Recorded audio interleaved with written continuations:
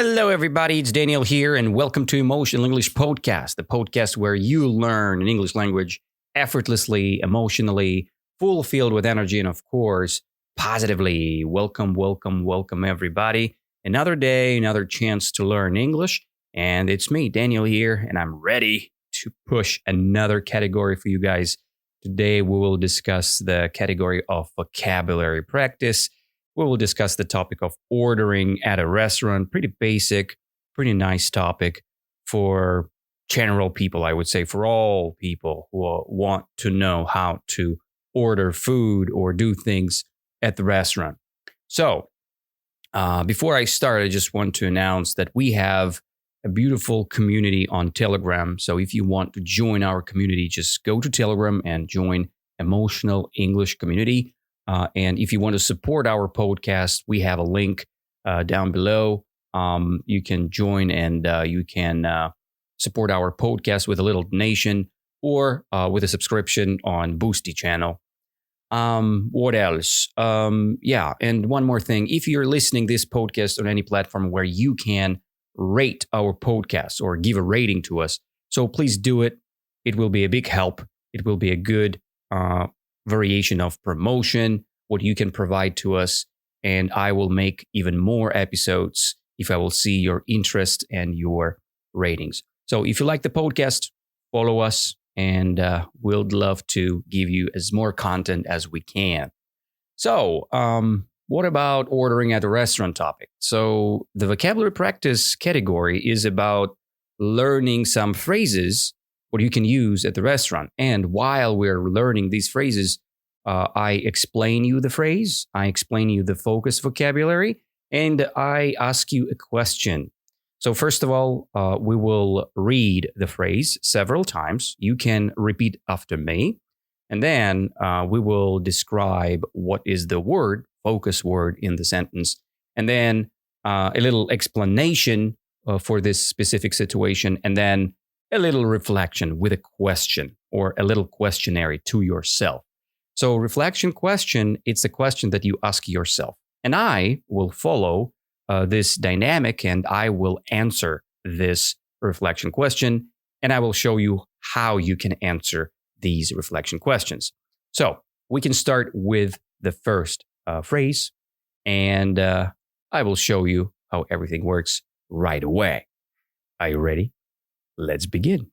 So the first phrase. Hi, I have a reservation for 2 people at 7 p.m. under the name Alex. Let's repeat with me. Hi, I have a reservation for 2 people at 7 p.m. under the name Alex. So this is a very popular phrase about reservation. So the word reservation is our focus vocab for this one. And as you see, when you make a reservation under the specific name, under your name. Right? Or your friend made a reservation under his or her name, right? So a reservation is when you call a restaurant before you go there, right? To save a table for you, right? It's very important to reserve your table if the restaurant is pretty popular. If the restaurant is not popular, it's not necessary to reserve a table. So, and the reflection question gonna be, do you usually make a reservation before going to a restaurant? Or do you prefer to just walk in? Walk in is going to the restaurant without reserving anything. And my answer is pretty simple here. I would say that I never reserve a restaurant table because, first of all, I like to walk in to the restaurant because I don't know, will I go to eat somewhere or not? So it depends on my hunger. If I want to eat, I go. If I don't want to eat, I don't go. But classically, I can make a reservation in advance. Let's imagine during the day, right? I'm not planning it in advance, let's say a week before. No. No, I have reserved once. So I remember we visited the Galitsky Park. It's in Krasnodar city, right? We have a Galitsky Park. And inside of this Galitsky Park, you have the Chinese garden there. And it's not that simple to go in. to visit the Japanese garden, you need to reserve the table at the restaurant, right? And it's better to do so 1 week in advance, right? Earlier, 1 week earlier. It's the best option. And you can reserve, let's say, a traditional, tea drinking ceremony, or you can reserve a table for 2 or for 3 people or 4 people, depends on how many people are going. And you can get a QR code to enter the park for free. I mean, it's just included. You don't need to wait in a line and wait for your QR code.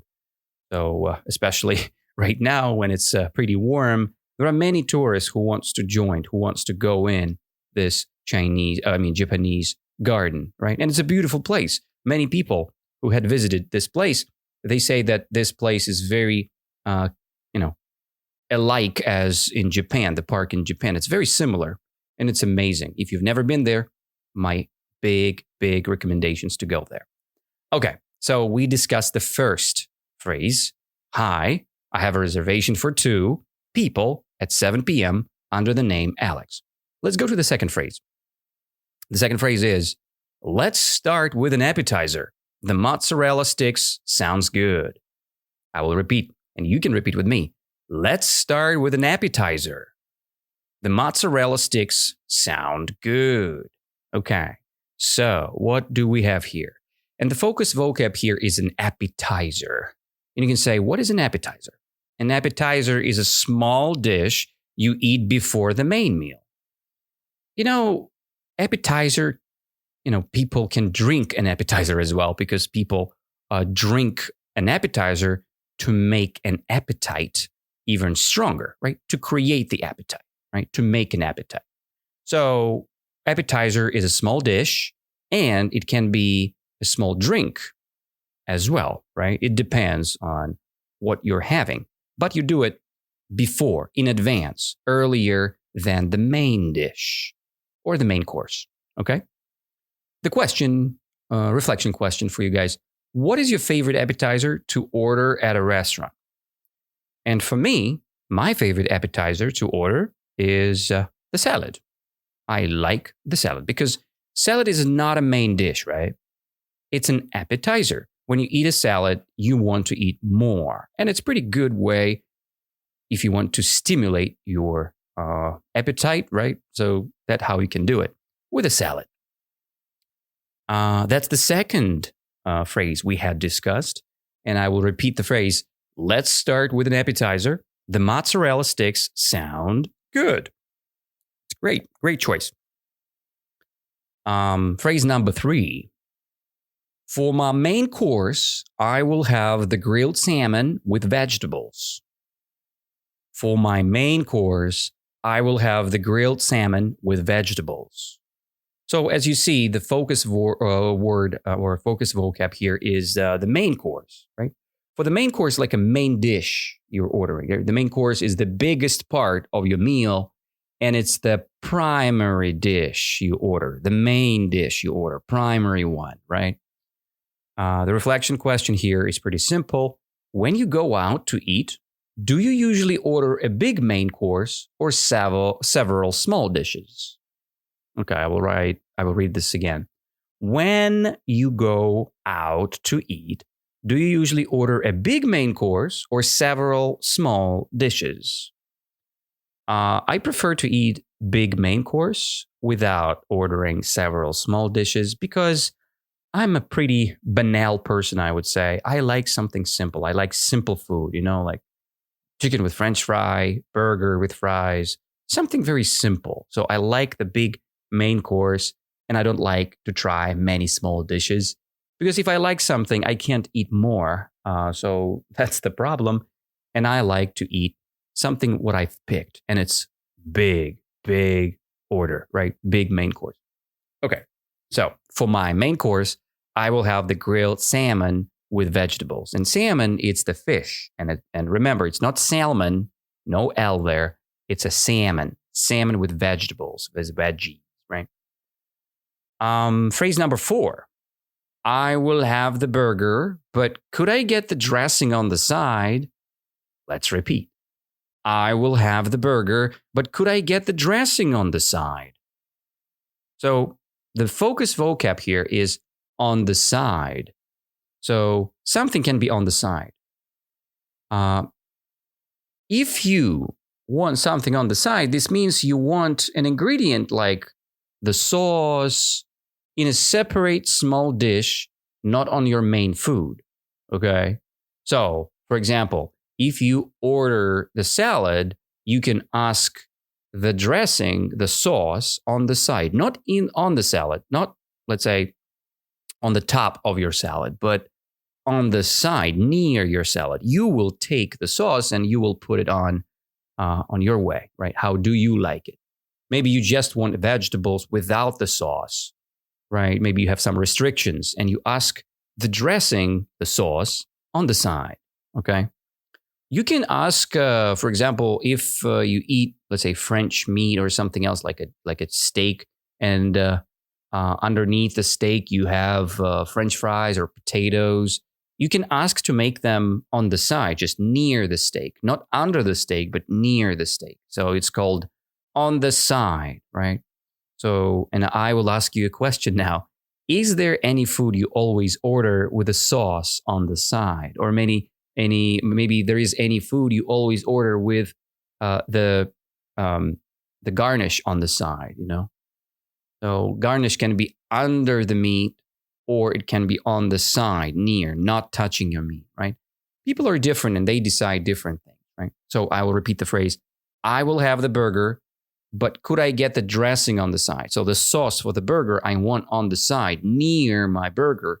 So I don't want the chef to add the sauce inside of my burger, right? I want it on the side. Okay, let's go to the fifth one. And the fifth phrase is pretty simple. I can't finish all this pasta, right? Pasta. I can't finish all this pasta. Could I get a box to go? I can't finish all this pasta. Could I get a box to go? Right? So when you're asking this, you mean that you want to take the food home with you, right? You have too much and you can get a box to go. It means you can go home with this, right? And it's a description. Box to go home with a box with your food, right? The question is pretty simple. Do you often have leftovers to take home, or do you usually finish your meal at the restaurant?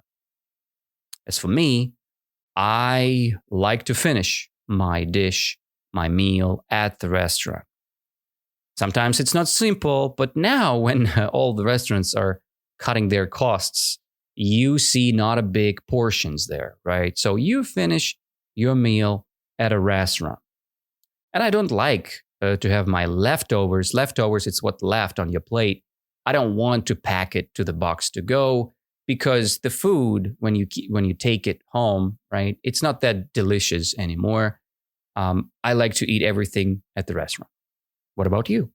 Do you often have leftovers to take home, or do you usually finish your meal at the restaurant? That's a good question. Let's go to the sixth phrase. I'm getting hungry. Do you want to grab a bite after work? I'll repeat. I'm getting hungry. Do you want to grab a bite after work? And this is pretty simple. So the focus vocab here is the phrase grab a bite. Grab a bite. And it's a little bit idiomatic, right? You can say, hey, I'm hungry. I want to grab a bite after work. Do you want to go with me? So this is usually very casual, common way to say, let's go get something to eat. I'm hungry. So let's go to the restaurant. Let's grab a bite after work. Okay? So who is the first person you think of when you want to grab a bite to eat? Well, maybe it's your friend. Maybe it's your colleague. Maybe it's your girlfriend or boyfriend. But I can ask, who is popping up in my mind? Of course, my girlfriend, because I was not a big fan of going to the restaurant, but now we're visiting it pretty often. So who is the first person you think of when you want to grab a bite, something to eat? Okay, that's the grabbing a bite. What's the next? Seventh phrase is all about something interesting. The main course was huge. I should have tried to save room for dessert. The main course was huge. I should have tried to save room for the dessert. And as you see here, we already had discussed what is the main course. Do you remember what is that? That's right. That's our main food, main dish. And that was huge. And this phrase, what we had read, so this phrase means you should not eat too much. So you will still be hungry enough to eat something else later. So you should save room for things, you know. For example, when I'm eating my breakfast, I am saving the room for my sweets. Or I'm saving room for my curd, you know, glazed curd. That's the thing what I like to eat in the morning.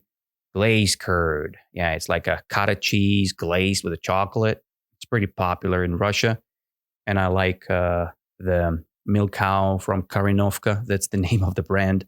Really good one. So I'm saving room for my curd, glazed curd. As you see, this phrase means you should go not to eat much, right? And you will still be hungry enough to eat something else later. So keep the room for it. Save the room for it. As for question, we can ask you, do you usually save room for dessert, or is the main course enough for you? As for me, I always save room for my dessert because main course is a main course, but I am in love with desserts, guys. And no matter what I'm eating, if I'm full, I still have some room for the dessert. What about you guys? Okay, that was the 7th phrase. And the focus vocab here was save the room for something. You can save the room for dessert. You can save the room for an appetizer. You can save the room for a burger, whatever it is. So you can make very different combinations here. Number 8, very good phrase here. Don't worry about paying for your coffee. It's on me. I will repeat. Don't worry about paying for your coffee. It's on me. Right? So I'm saying don't worry about paying for your coffee. You don't need money because it's on me. I will pay for you. So this is a friendly way to say I will pay for you. It's on me. This is the focus phrase here. It's on me. Don't worry about it. I will pay for you. See? So that's the beautiful phrase. And the reflection question is pretty simple. When was the last time you told a friend it's on me? Maybe you could answer, never. It's not about me. So when was the last time you told a friend it's on me? I remember, I think maybe it was in Moscow. When I had lived in Moscow, I had said that. But recently, I think I didn't say that. I did. Maybe I said that when I was buying something and my friend was were visiting me here in Garachi. I bought something and I said, hey, it's on me. Don't worry about it. Or we bought the groceries or something like this. And I said, it's on me. Don't worry about it. It's okay. I will pay for it. You don't need to pay, right? Practical phrase, isn't it? So it's on me. No worries. You can say it to your girlfriend. You can say it to your boyfriend. I don't know if you want to. So that's the thing. Okay, let's go to the number 9, the 9th phrase. Let's just split the bill. It's easier that way. Do you want to repeat it with me, guys? Let's just split the bill. It's easier that way. So why you should say that? The focus phrase here is split the bill. It means that you want to divide the total cost of the meal equally between you and your friend, for example. Everyone at the table, let's imagine you have 10 people. You had finished your meal, and then you say, hey, guys, let's split the bill. Let's split the bill. So, and then you pay the exact amount, or you pay for what you have eaten, right? That's pretty simple. So about reflection, when you eat with friends, do you prefer to split the bill or pay only for what you ordered? You see the nuance here? So when you're splitting the bill, you're just equally paying the amount, right? You don't care how much and what someone drink, right? So you just split the bill equally, right? When you eat with your friends, you prefer to split the bill or you prefer to pay only for what you ordered. I like to pay only for what I ordered because I'm not an alcohol drinker, so I don't like drink alcohol. So I'm not paying for an alcohol of my friends because I don't want to sponsor alcoholism. I want to pay for things that are good for our body, right? It's just my rule, okay? That's just my priority. I don't want to pay for alcohol. If you eat a dessert, okay, no problem. I can split the bill. But if you drink alcohol, if you smoke, no, it's not about me. So I'm skipping it. I'm out, all right? So split the bill if you want so. And the last but not least phrase, guys, it's the phrase. Excuse me, could we have the check, please? Pretty simple, banal phrase. We need a check. We need a bill to see, right? It's more common in American English to ask the bill, but sometimes you can ask the check as well. It's a piece of paper that shows how much money you need to pay, right? And you asking for the bill, and then you actually asking for the receipt. And receipt and the check, it's two different things. So could we have the bill, please? The bill is more about American English, so we can use this phrase. Could we have the bill, please? So in your culture, is it more common to ask for the bill, or does the waiter bring it automatically? I think in Russia, in my culture, it's more common to ask for the bill because maybe you want to order something. Sometimes waiters can come to you, the servers can come to you and ask and say something like, hey, I'm finishing my shift, I'm finishing my work. Can I give you the bill because I need to go home, right? I'm finishing my shift. That's a very popular thing that happens in the restaurant, right? Or at the restaurant. So that's the thing. That check. And that is the final phrase for today. So let's read them all and you try to revise. Do you understand what I'm saying when I say, hi, I have a reservation for 2 people at 7 p.m. under the name Alex? Or maybe you can't understand, let's start with an appetizer. The mozzarella stick sounds good. Maybe the next one, right? For my main course, I will have the grilled salmon with vegetables. What about this one? I will have the burger, but could I get the dressing on the side? Yep. And the next one, I can't finish all the pasta. Could I get a box to go? Or maybe this one, I'm getting hungry. Do I want to grab a bite after work? Do you want to grab a bite after work with me? I'm getting hungry. The next one, the main course was huge. I should have tried to save room for dessert.